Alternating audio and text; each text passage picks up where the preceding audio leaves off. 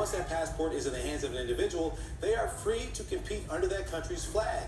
Now, Turkey, the fact that Turkey did walk away with 12 medals has outraged many, but it's no use to cry over spilled milk.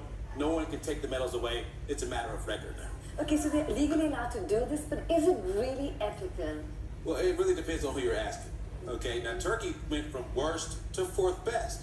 And the objective in a competition is to win, and they used a loophole clearly to give themselves an advantage, and they accomplished their goal from the beginning, to improve athletically. Now, on the other side, you have to look at one Turkish athlete.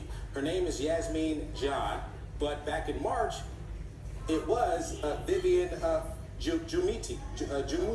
She was Kenyan. She still lives and trains in Kenya. Okay, she became Turkish, and then she won 2 gold medals for the country. And this has outraged many, and it's understandable because, clearly she is not a refugee seeking asylum. She still lives and trains in Kenya. And it's outraged many Nordic countries.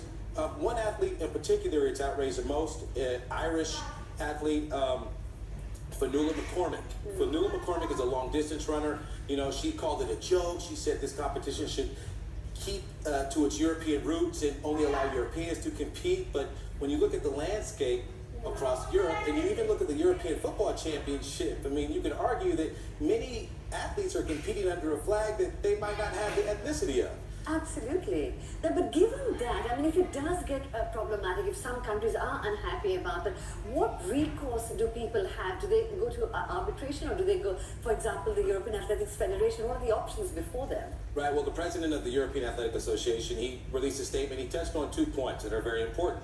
One, in the case of refugees. A refugee can be fast-tracked to citizenship, and they will be allowed to compete. There will be no changing that. But they will meet, all of the European Athletic Association members will meet and try to decide on some provisions to prevent this from happening 2 years down the road. But it's not up to the European Athletic Association. It's up to the IAAF to regulate this. So I can't imagine there will be some stipulations in place to prevent a person, 4 months ago being one nationality and then changing, just to win some medals. So I'm sure there will be some changes made. Yeah, it's a difficult question. Chris Harrington, thank you very much for coming in and talking about it. All right. That's it for now. We'll have more news for you at the top of the hour. But before I go, let me leave you with some Fashion Week things.